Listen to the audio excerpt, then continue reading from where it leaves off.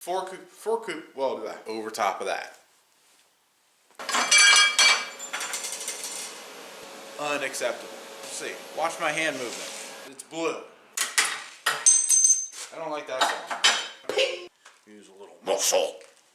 So you hear weld inspectors all the time tell you run stringers. Run stringers, run stringers, run stringers. Don't weave. We don't want to see a weave. We don't want to see a big weave. They do it all the time, me included. But I've never actually compared the two between stringers and weaves to see inside the weld. Today we're going to do that and talk about it a little bit. I've got 4 of my 1/8 inch by 8 inch long carbon steel weld coupons from weldmetalsonline.com. Code StickmanFab24 will get you 10% off any order you do on their site. They have a lot to choose from, anywhere between 1/8 inch carbon steel, aluminum, titanium. They even have D11 test kits. So go to weldmetalsonline.com, get your coupons, get your 10% off. I thank you, they thank you. Follow along with me. Anyways, so I've got 4 weld coupons, and we're going to do 2 corner joints. One of the corner joints, the first one I do, is going to be stringer passes. So I'm going to do 5 total passes to make this a nice big fillet weld. So we have a lot of meat to look at. I'm going to have the first pass in the middle, just nice, smooth, and even. Second pass will be the bottom pass, keeping it within 1.5 times the width of the diameter of the welding rod. And then the top pass is going to be the same thing. And then I'm going to do 3 passes, bottom, middle, and then top again. And then that'll be it for the stringers. The corner joint that I do with the weave, I'm going to do the first pass, just getting the 2 together. And then I'm going to do a second pass, weaving up and down. And then the third pass is going to be weaving over top of that. And then I will cut sections, probably 1 inch sections, and do nick breaks. And then what a nick break does, we can see what's going on inside, whether there's porosity, whether the grain structure is really large, or whatever's going on, and see if we can see a difference. So I got my 7018. This stuff also has not been in a rod oven, so this might add a little bit of extra drama. We'll see. Got my Yes Welder powered up. Also, StickmanFab23, YesWelder.com, 10% off. Looky there. I appreciate the people that have been using my code. I have been told that a lot of people are buying MIG welding equipment, so I'm probably going to move into some MIG welding and gasless flux core here soon, so stay tuned.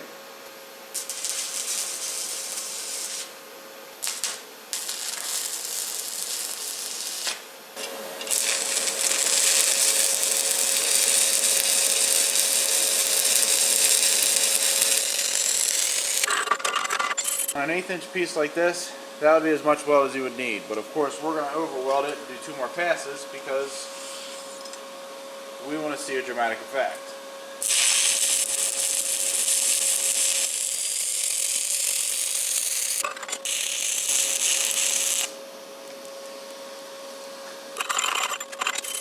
And you can see my bottom pass here ties into the bottom piece nicely, covers up the majority of my first pass, and leaves me a nice smooth spot to put my top pass without any deep pockets for slag to trap. No undercut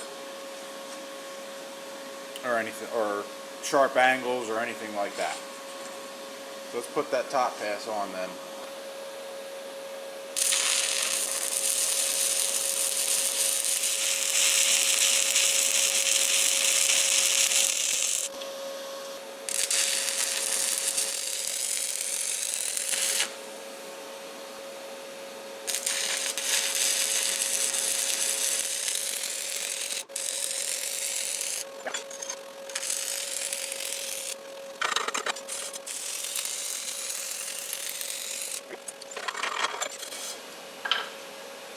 So here's my corner joint with stringer passes.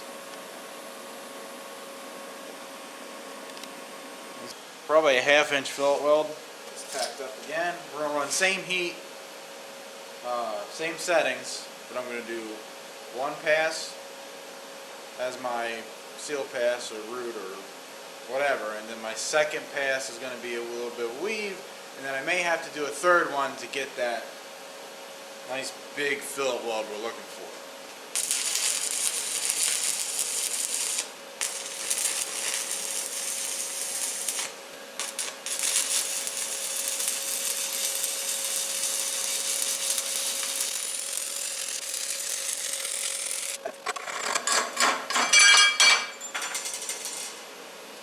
Ugh.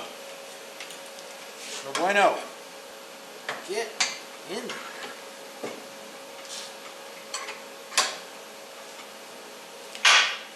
Stay there.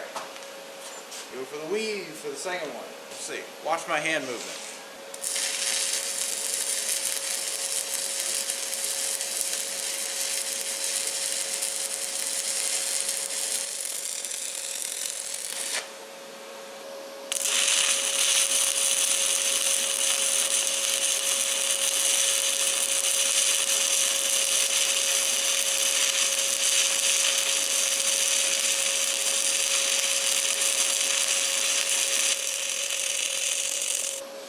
Look how hot that is. There's a lot of heat staying there for a while. When I did my stringers, it didn't stick around like that. So if I saw somebody lay something like that down in the field with a 332 7018 rod, I wouldn't call them out on it. I would say that's acceptable. But now this last pass is going to be unacceptable.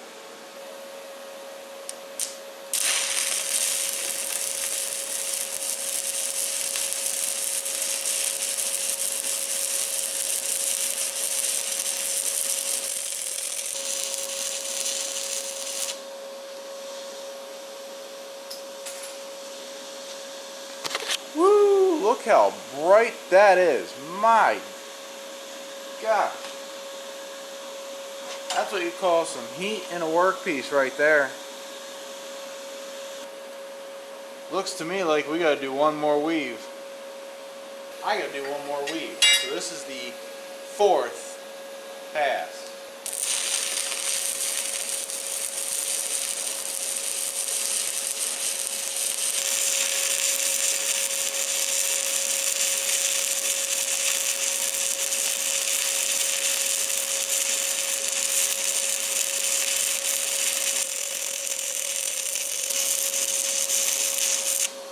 Damn, didn't quite make it. I need another rod.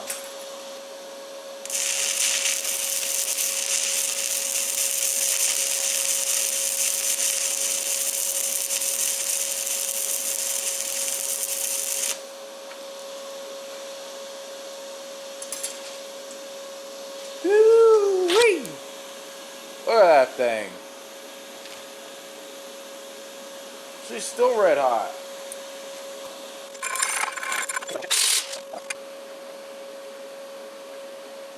That's pretty close. So a couple observations. Number one, it actually took me longer to do this weave weld than it did to do the stringers. That being said, the weave pattern is much fuller.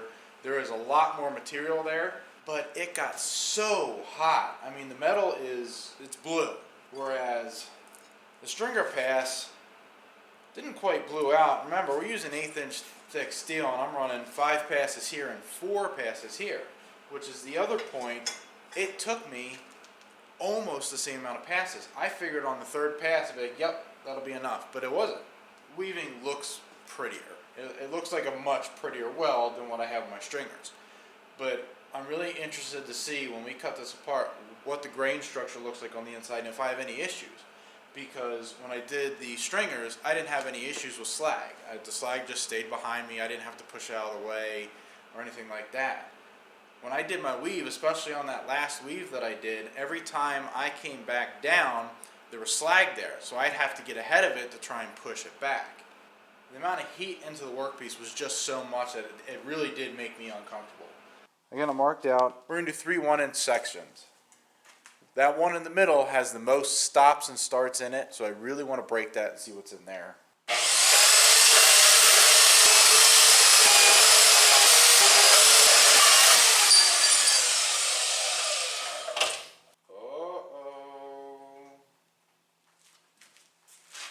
Did I mess it up? It's kind of hard to see with the way the lighting is, but those are the stringers. These are the coupons. Stringer beads. 3 more.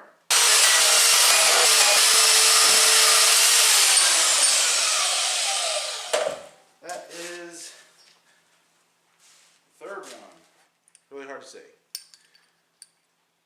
Now, for nick breaks, I'm going to cut 1/8 of an inch or so, maybe a little bit more than that, into each side from this corner here out to the face, and then I'm going to slice right across the face of the weld on all 6 of these, and hopefully I can get these things to break. This is thin metal, so I'm not sure how this is going to go. I hope it works. So that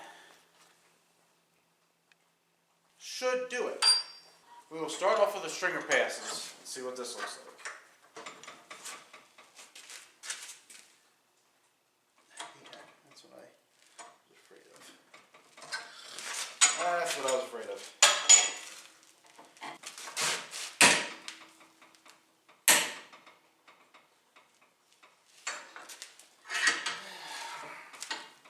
Let's try the other way. The other way is not as strong.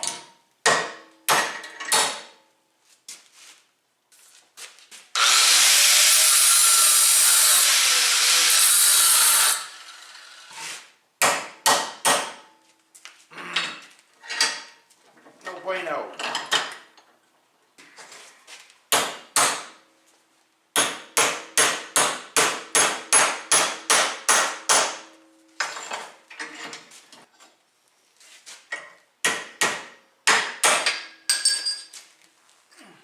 Let's see if this works. Of course, be nice. Fucking spice would hang on to it. Stay put. Yep, that did it. Thank God.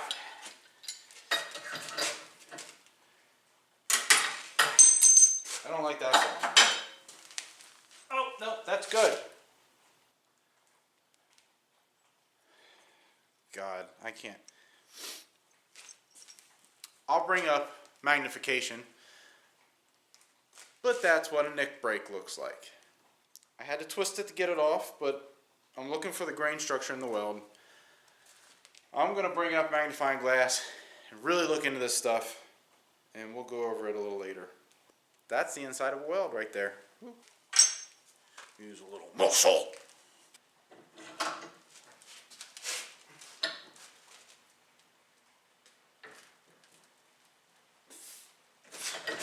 Ow! Is it breaking? Jesus Christ! You don't know why 7018 is so good? That weld is twisted. But it just now, you can't see it now, but it just started cracking. If this was any 60-10, 80-10 or whatever, this would have just went ping! But no, this shit, I could twist this into a fucking pretzel. I'm breaking it. I don't know where I'm breaking it, but I'm breaking it. Stay down. Alright, well, that's a break. That ain't a weld. No. You got one. Well, hang on. I might be able to save that.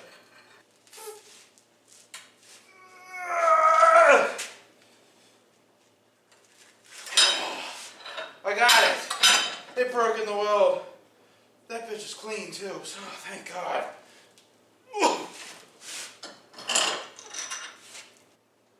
It broke in the weld. I'm surprised I got that. So now we'll move on to the weaves. It'll be interesting to see if I can see a difference in the grain structure and if they break any easier. Come on. You can do it. You can do it. It's spinning. It's spinning. Oh my God. Break, damn it.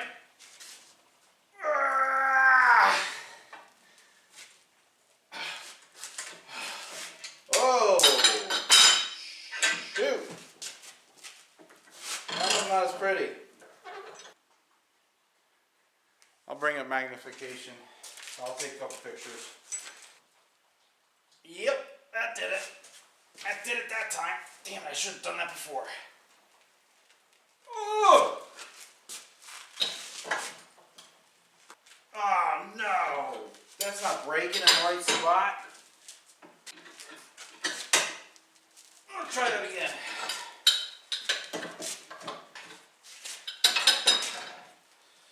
Anybody want to send me a new vise? Let me know. Because this thing's not grabbing nothing.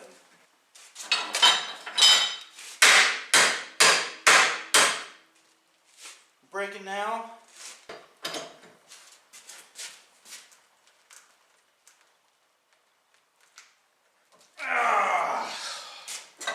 It worked. Barely. But it worked. Oh. Yeah, let me take a look. So I'm sitting here, and I've been sitting here for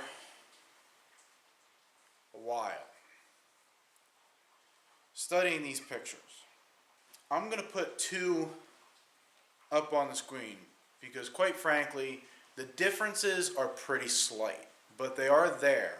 Now, I sent these pictures to another friend of mine who is also a CWI that really, he tests more welders than I do, and he's much more technical about this stuff than I am. So I got his opinion, and both him and I agree on this. So this first picture is of the stringer passes of the only nick break that was actually successful for me for that one. And you can see how even everything is, other than there's a couple marks from twisting it. That's why I don't really like to twist the coupons. I like to either pull them apart or bend them over. But I had to twist them, and other than the marks that are there from twisting, everything is pretty uniform. There's not much to see. That's a good thing. You don't want to see a lot. You want it to look like, well, we say as welders all the time, you want a nick break to look like a broken file.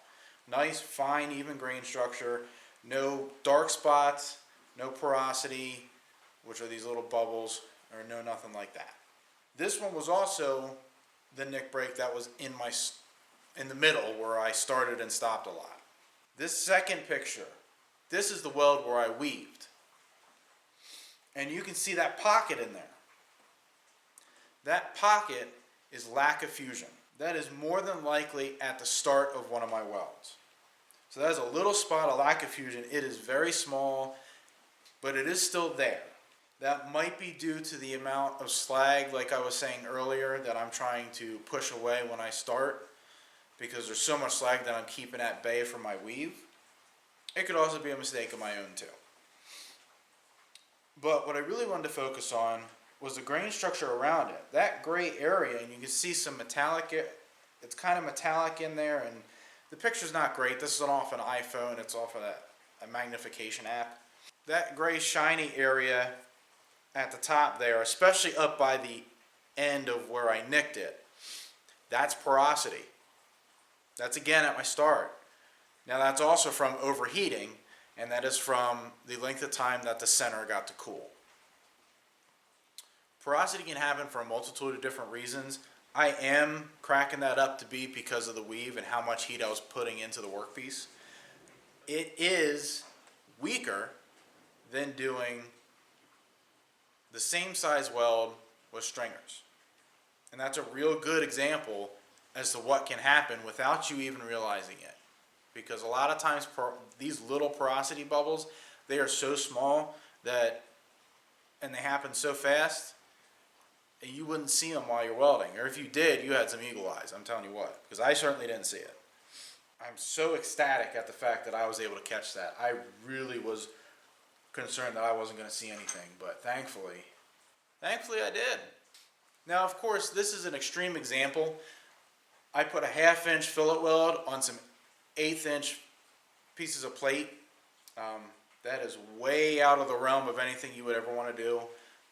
So this really exaggerated the problems, but it is to show that problems with your welds can happen more often with a big weave than it can with stringers. So thank you for watching that shockingly interesting video, because I really thought it was going to be a dud. Please like, subscribe, do all of that stuff. I'm starting to see some following. I'm starting to see some people subscribe. Please pass this stuff along. I would like to do more stuff like this. And if you guys have any insight or have any questions or suggestions, please email me, follow me on Instagram, Facebook, all that good stuff. Everything's in the description below. My coupon codes, the sites that I use, the equipment, weldmetalsonline.com, Yes Welder, all that good stuff. I got some plans that I'm working on in the near future, so please stay tuned. And after that long outro, I'll see you later. I'm tired.